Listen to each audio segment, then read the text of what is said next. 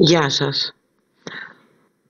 Ο δόκτωρας Bruce Lipton έχει διδακτορικό στην αναπτυξιακή βιολογία και είναι πανεπιστημιακός καθηγητής ανατομίας. Έχει συμμετάσχει σε έρευνες στο Πανεπιστήμιο της Πενσιλβανίας, το λεγόμενο Penn State, καθώς και στο Πανεπιστήμιο Stanford. Γενικώς έχει πολλές περγαμηνές που μπορεί να δει κανείς αν τον ψάξει στη Wikipedia. Είναι παράλληλα και ένας πνευματικός δάσκαλος και όταν το λέω αυτό δεν τον βάζω σε θρησκευτικά πλαίσια, παρόλο που είναι ένθεος. Το βάζω στα πλαίσια της διεύρυνσης της ανθρώπινης συνειδητότητας, η οποία αφρονότι παίζει πρωταρχικό ρόλο στην εξέλιξή μας καθώς απορρευόμαστε σε αυτή τη ζωή. Δίνει τροφή για σκέψη σε πολύ κόσμο, έχει δώσει και σε μένα, και όπως θα δείτε εκπέμπει μια θετική άβρα, μια καλοσύνη και μια αγάπη για τον συνάνθρωπο. Επέλεξα αυτό το μικρό κομμάτι του σαν φωτεινή ακτίδα που την έχουμε ανάγκη μέσα στη σκοτεινιά που ζούμε αυτές τις μέρες. Αν προσέξουμε αυτό που επικοινωνεί, θα δούμε τα πράγματα από μια άλλη σκοπιά, έστω και για λίγο. Πάνω απ' όλα θα ανακτήσουμε μια αίσθηση που χάσαμε ή χάνουμε με όλα αυτά που συμβαίνουν. Την αίσθηση και την επίγνωση πως έχουμε δύναμη και πως δεν είμαστε τα σήμαντα και αδύναμα ανθρωπάκια που θέλουν να μας πείσουν ότι είμαστε. Με ενδυναμώνει αρκετά κάθε φορά που τον ακούω και ελπίζω να κάνει το ίδιο και για σας. There's an important empowering aspect to the meditation. And it comes down to something that is connected to quantum physics. So we're not going to go into detail about it, but let me just acknowledge a very important point. Quantum physics is the most valid, tested science on this planet. There is no science with more truth than quantum physics. The emphasis is on this, is that the primary principle of quantum physics is that consciousness is creating our life experience. And how we redirect or direct our consciousness really determines how life unfolds for us as individuals.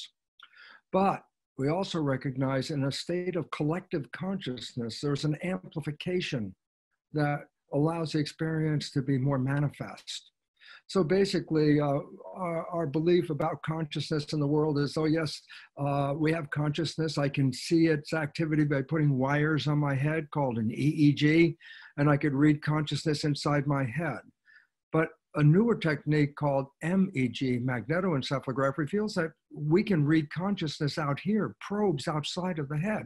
I say, what is the relevance to that? And I say, our consciousness is not contained within our body. Our consciousness is broadcast into the field by the ability to read that consciousness without touching the body.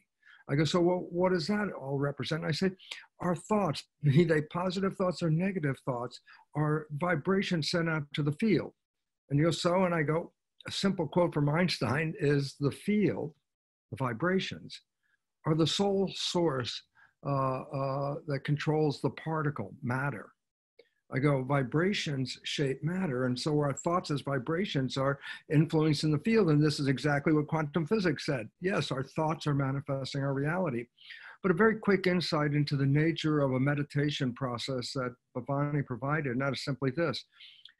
The brain works by electrical activity. Neurons have electrical activity, they fire, that's how we can read the EEG, the electroencephalograph. And the broadcast of that energy goes out at least a certain distance that we can pick up with a magnetoencephalograph. And since vibration is shaping the world, we have a limited influence in shaping the world around us. But we also know the heart is a very serious generator of electrical vibrations and fields.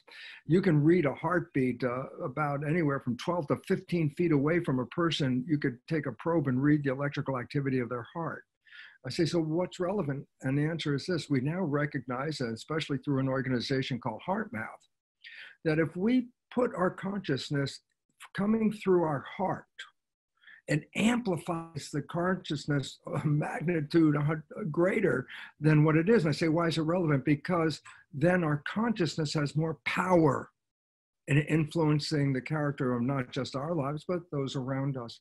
So the point is very simple. Each of us is a tuning fork. And if we can take that vibration and come from the heart, we can change the vibration of the field. And the field is what governs the nature of matter. We have a very powerful influence. So a meditation is a very important aspect of self-empowerment.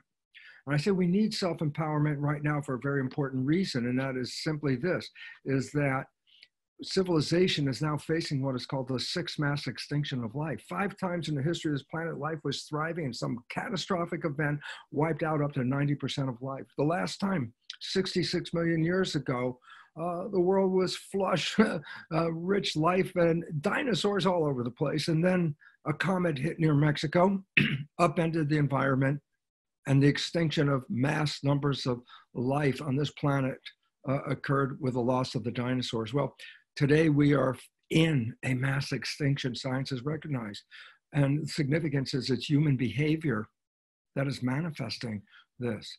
And what we have to recognize is we have to change our consciousness and our behavior, because our collective consciousness is unfortunately not supporting our viability on this world. That we are living out of harmony with the planet and out of harmony with each other. And this disharmony is disrupting the garden, simple as that.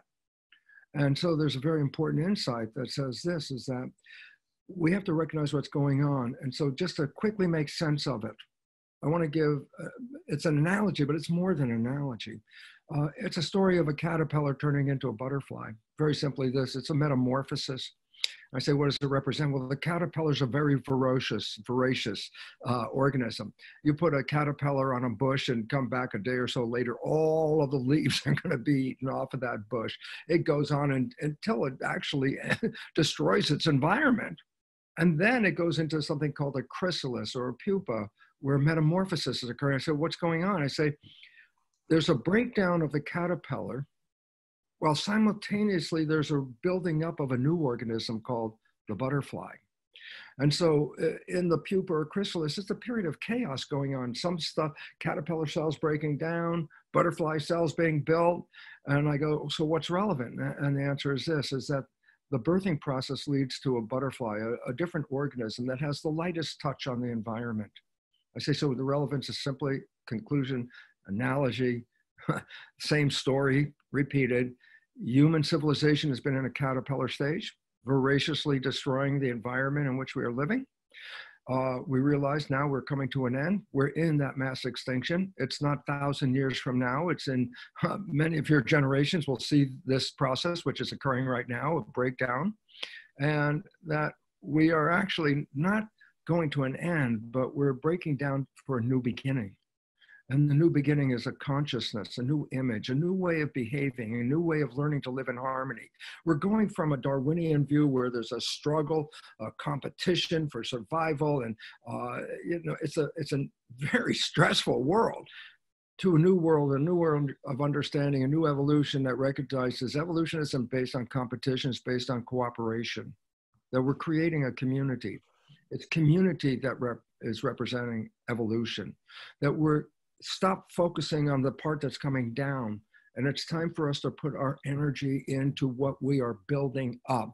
We're building a new civilization. You are here on this broadcast because you're already part of what are called the cultural creatives. You're part of those people that are saying, give me another answer to what's going on. And so in very brief terms, I hope, a summary is this, what's going on?